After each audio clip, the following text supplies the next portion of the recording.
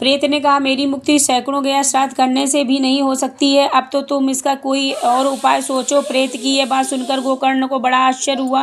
वे कहने लगे, यदि सैकड़ों गया श्राद्धों से भी तुम्हारी मुक्ति नहीं हो सकती है तो तुम्हारी मुक्ति असंभव ही है। अच्छा, अभी तो तुम निर्भय होकर अपने स्थान पर रहो। मैं विचार करके तुम्हारी मुक्ति के लिए कोई दूसरा उपाय करूंगा। गोकर्ण की आज्ञा पाकर धुंधकारी वहां से अपने स्थान पर चला आया। इधर गोकर्ण ने रात भर विचार किया, तब भी उन्हें कोई उपाय नहीं सूझा। प्रातःकाल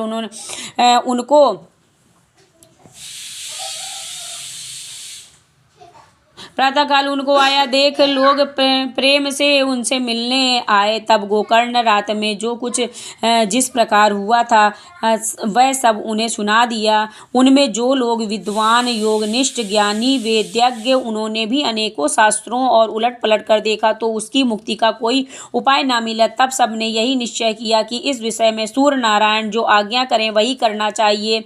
अतः गोकर्ण अपने तपोबल से सूर्य की गति को रोक दिया। उन्होंने स्तुति की, भगवान आप सारे संसार के साक्षी हैं, मैं आपको नमस्कार करता हूँ। आप मुझे कृपा करके धुंधकारी की मुक्ति का साधन बताइए। गोकर्ण की यह प्रार्थना सुनकर सूर्यदेव ने दूसरे ही स्पष्ट कर शब्दों में कहा, श्रीमद् भागवत से मुक्ति हो सकती है, इसलिए तुम उसका सप्ताह पारायण करो। सूर्य का यह धर्ममय वचन वहां सभी ने सुना।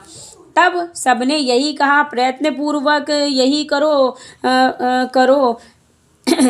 भी यह साधन बहुत सरल है। अतः गोकर्ण जी भी तदनुसार निश्चय करके कथा सुनने के लिए तैयार हो गए। देश और गांव से अनेक लोग कथा सुनने के लिए आए। बहुत से लंगड़े, लूले, अंधे, बूढ़े, मंदबुद्धि पुरुष अपने पापों की निवृत्ति के उद्देश्य से वहां पहुंचे। इस प्रकार वहां इतनी भीड़ हो गई कि इसे देखकर देवता भी आश्चर्य होता था। तब गोकर्ण व्यास गद्दी पर बैठकर कथा कहने लगे।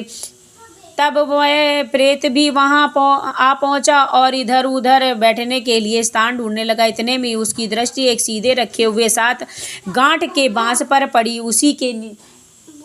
उसी के नीचे छिद्र में घुसकर वह कथा सुनने के लिए बैठ गया। वायु रूप होने के कारण वह बाहर कहीं बैठ नहीं सकता था, इसलिए बांस में घुस गया। गोकर्ण जी ने एक वैष्णव ब्राह्मण को मुख्य श्रोता बनाया और प्रथम स्कंद से ही स्पष्ट स्वर में कथा सुनानी आरंभ कर दी। सायकाल में जब कथा का विश्राम हो गया तब वह एक बड़ी विचित्र बात हुई। वहां सभासदों के देखते देखते उस बांस की एक गांठ तड़ तड़ शब्द करती फट गई। इसी प्रकार दूसरे दिन सायकाल में दूसरी गांठ फटी, तीसरे दिन में तीसरी, इस प्रकार 7 दिनों में 7 गांठों फोड़कर धुंधकारी बाहर है स्कंदों के सुनने से पवित्र होकर प्रेतों निमुक्त हो गया और दिव्य रूप धारण करके सबके सामने प्रकट हुआ।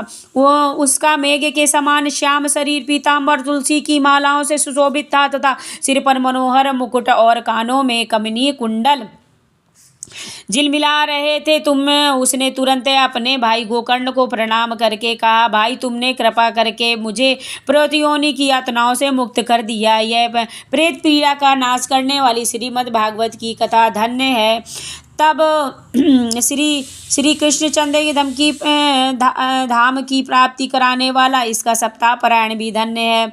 जब सप्ताह श्रवण का योग लगता है तब सब पाप थर्रा उठते हैं। यह भागवत कथा जल्दी ही हमारा अंत कर दे।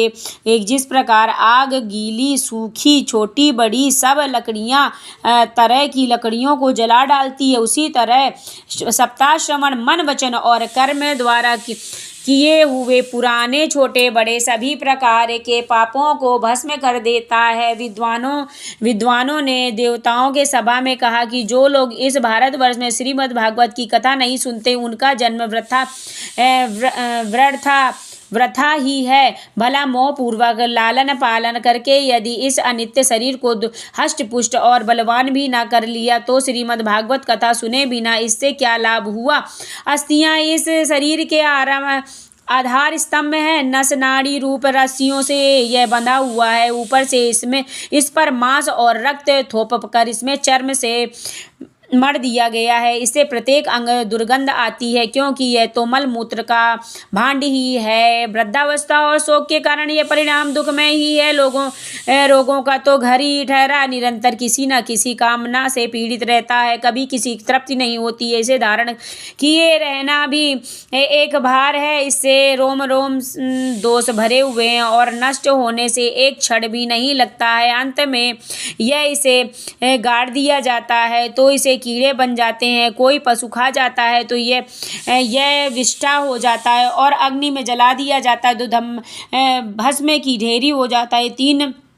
ये तीन ही इसकी गतियां बताई गई हैं। ऐसे स्थिर शरीर मनुष्य अविनाशी फल देने वाला काम क्यों नहीं बना लेता है। जो अंतः प्रातः काल पकाया जाता है वह सायंकाल तक बिगड़ जाता है, फिर उसी के उस रस से पुष्ट हुए शरीर की नियंता कैसी। इस लोक में सप्ताह श्रवण करने से भगवान की शीघ्र ही प्राप्ति हो सकती है। अतः सब प्रकार के दोषों की निवृत्ति के लिए एकमात्र यही साधन है। ये लोग भगवत की कथा विस्तृत और जल में बुदबुदे और जीवों में मच्छरों के समान केवल मरने के लिए ही पैदा होते हैं। भला जिसके प्रभाव से जड़ और सूखे हुए बांस की गांठें फट सकती हैं, उस भागवत कथा का श्रवण करने से चित्त की गांठों का खुल जाना कौन बड़ी बात नहीं है। सप्ताह श्रवण करने से मनुष्य हृदय की गांठ खुल जाती है, जिससे समस्त संशय छिन्न भिन्न हो जाते हैं और सारे कर्म क्षीण हो जाते हैं। यह भागवत कथा तीर्थ संसार से कीचड़ को धोने में बड़ा ही पटु है। विद्वानों का कथन है, जब यह हृदय में स्थित हो जाता है तो मनुष्य की मुक्ति निश्चित ही समझनी चाहिए। जिस समय धुंधकारी ये बातें कह रहा था और जिसके लिए वैकुंठवासी पार्षदों के सहित एक विमान उतरा, उससे वह सब और मंडलाकार प्रकाश फैल रहा था। सब लोगों के सामने धुंधकारी उस विमान पर चढ़ गया। उस विमान आए हुए पार्षदों को देखकर उसने गोकर्ण से यह बात कही। गोकर्ण ने पूछा, भगवान के प्रिय पार्षदों, यहाँ तो हमारे अनेकों शुद्ध हृदय पुरुषोत्तमगण हैं, उन सब के लिए आप लोग साथ बहुत से विमान क्यों नहीं लाए हैं। हम देखते हैं कि यहाँ सभी ने समान रूप से कथा सुनी है, फिर फल इस सब प्रकार का भेद क्यों हुआ, ये बताइए। भगवान के सेवकों ने कहा,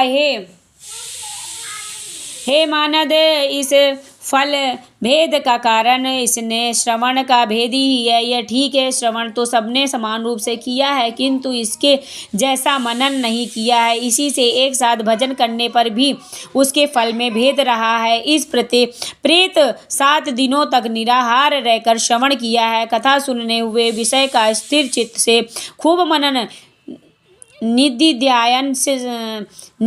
निधिध्यासन भी करता रहता है। जो ज्ञान दृढ़ नहीं होता वह व्यर्थ हो जाता है। इसी प्रकार ध्यान देने से, श्रवण का संदेह मंत्र का, चित्त का इधर उधर भटकते रहने से जाप को कोई फल नहीं होता है। वैष्णवहीन देश आपात्र को कराया हुआ श्रद्धा भोजन, आश्रितों की दिया हुआ दान और आचार्यहीन कुल, इन सब का नाश हो जाता है। गुरु वचनों से विश्वास, दीनहीनता का भाव, मन के दोषों पर विजय और कथा में चित्त एकाग्रता इत्यादि नियमों का यदि पालन किया जाए तो श्रवण यथार्थ फल मिलता है।